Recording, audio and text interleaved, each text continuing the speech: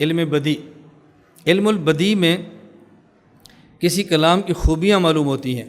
یہ جو کلام ہے نا، اگر یہ لفظ نہ ہوتا تو نقص کیا آتا؟ اس لفظ کے آنے سے کلام میں خوبی کیا آئی ہے. جب منافقین مدینہ سے یہ بات کہے گی وَإِذَا قِيلَ لَهُمْ آمِنُوا كَمَا آمَنَ النَّاسُ قَالُوا أَنُؤْمِنُ كَمَا آمَنَ السُّفَهَاءُ، ہم ایسے ایمان لائے سفہاء ایمان لائے بیوقوف. فرمایا الا انہم ہم السفہاء، پہلے الا تاکید کے لیے سنو سنو، غور کرو کتنی غلط بات تم نے کی ہے، سمجھو ذرا کتنی غلط بات کی ہے.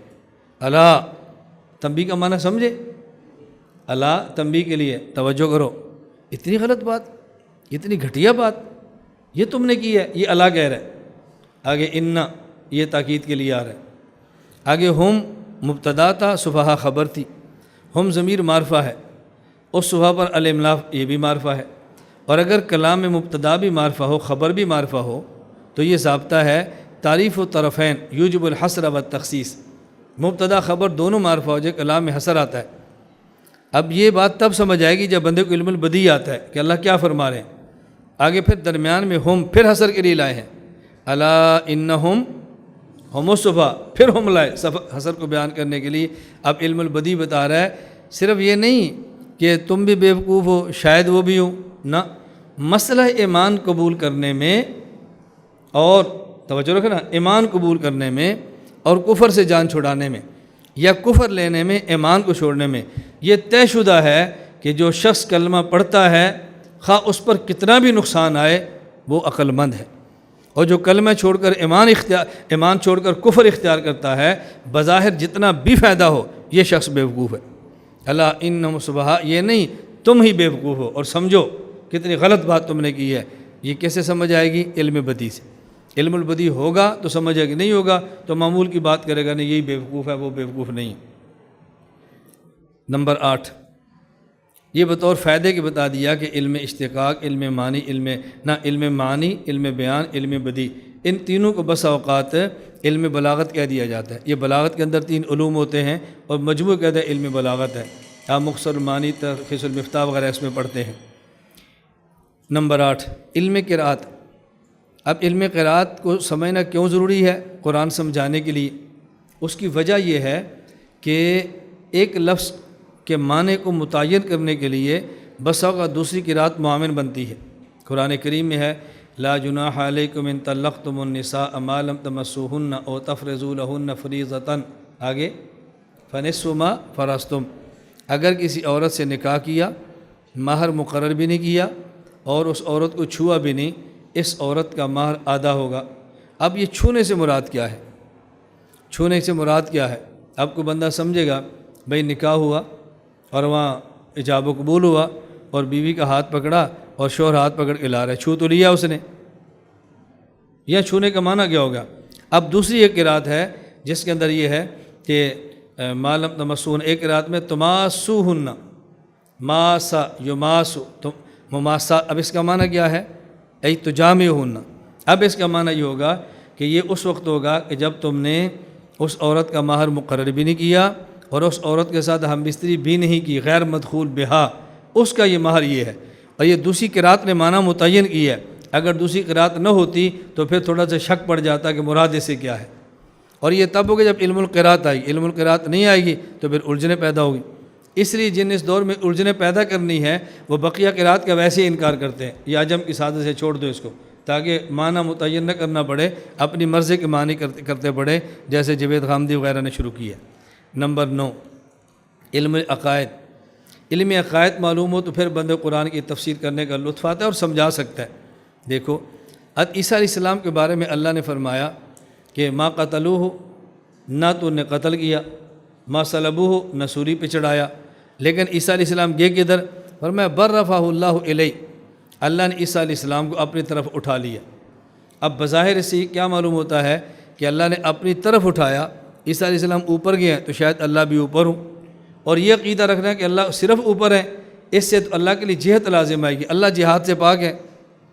اگر صرف اللہ کو اوپر کہیں گے نیچے نہیں ہے تو اللہ محدود ہو جائیں گے، اوپر ہے نیچے نہیں ہے. اور اللہ تو لا یحد، اللہ کی تو حد ہی نہیں ہے، حد سے پاک ہے، حد بندی نہیں.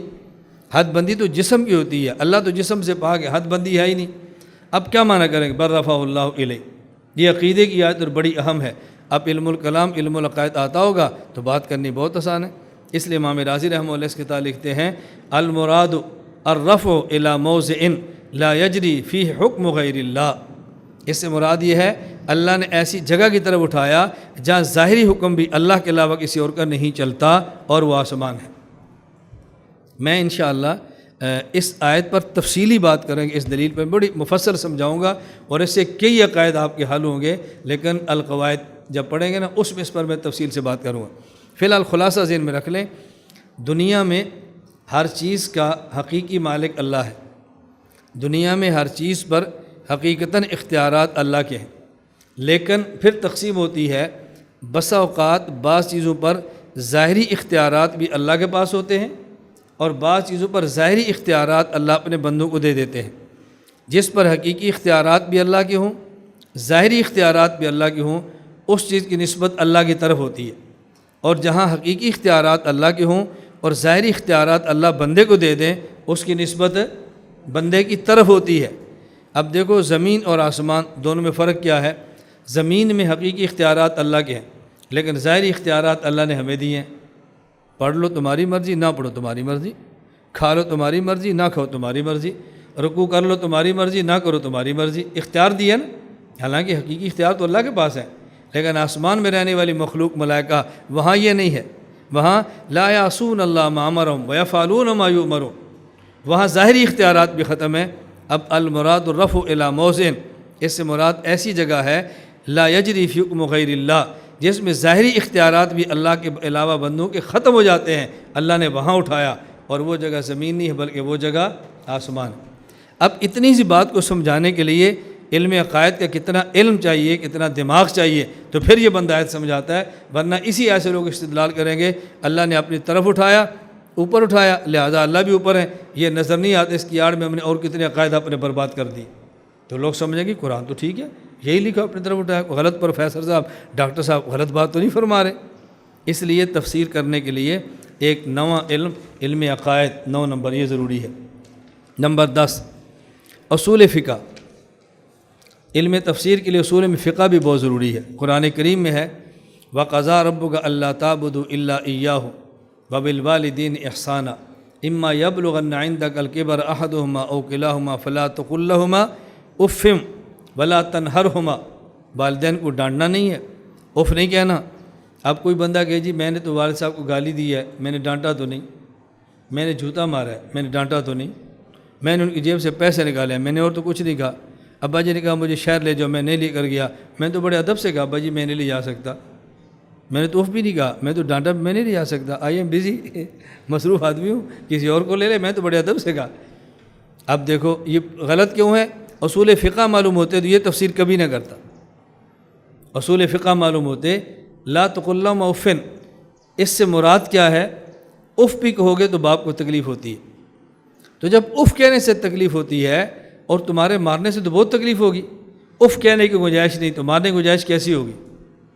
اب یہ اصول فقہ بندے کو سمجھائے گا نا، استدلال کرنا ہے کہ ویسے بندہ کیسے سمجھ سکتا ہے؟ اصول فقہ معلوم۔ نمبر 11 اسباب نزول معلوم، کہ یہ جو قرآن کریم کی آیت اور سورت نازل ہوئی اس کا شان نزول کیا ہے، یہ کس بیک گراؤنڈ میں نازل، اگر یہ معلوم نہیں ہوگی تو پھر قرآن کریم کی تفسیر غلط ہو جائے گی۔ کوئی بندہ آپ سے کہتا ہے کہ بھائی قبلے کی طرف منہ کرنا شرط نہیں ہے، اگر قرآن میں قبلے کی بات بھی کی ہے تو قبلے کے علاوہ بھی بات کی ہے، وَلِلَّهِ الْمَشْرِقُ وَالْمَغْرِبُ فَأَيْنَمَا تُوَلُّوا فَثَمَّ وَجْهُ اللَّهِ، اللہ کہتے ہیں مشرق بھی میرا ہے مغرب بھی میرا ہے، جدھر تمہارا دل کرتا ہے منہ کرو، تم جدھر بھی کرو گے میری سلطنت ہے۔ تو اللہ کوئی کعبہ میں رہتے ہیں، کوئی اللہ کے گھر ہے، کوئی خدا وہاں رہتے ہیں، کیسی بات کرتے ہو تم؟ دیکھو قرآن کیا کہہ رہا ہے، اور مولوی نے تنگ کیا بھی جہاں بھی ہو کعبہ کی طرف ہی منہ کرنا ہے۔ اب دیکھو وہ تو بیچارہ قرآن کی آیت پڑھ رہا ہے اور کتنے اخلاص سے پڑھ رہا ہے، غلطی کیا ہوئی یہ نہیں پتہ یہ آیت کس موقع پر نازل ہوئی تھی، کس موقع پر نازل ہوئی؟ مکہ مکرمہ سے مدینہ منورہ رسول اکرم صلی اللہ علیہ وسلم تشریف لائے تو حکم آیا کہ آپ قبلہ بیت المقدس کو بناؤ۔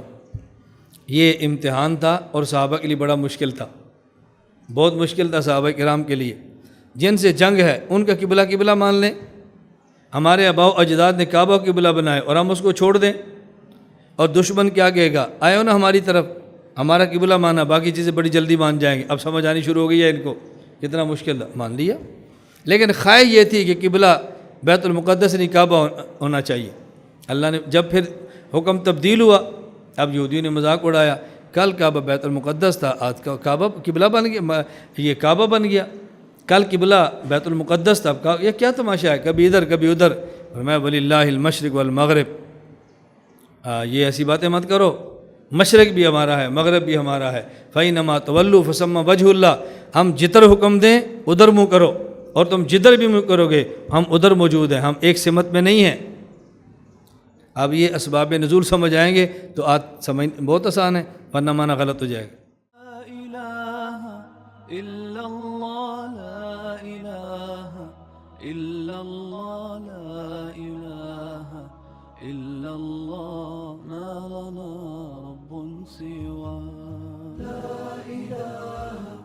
إلا الله، لا إله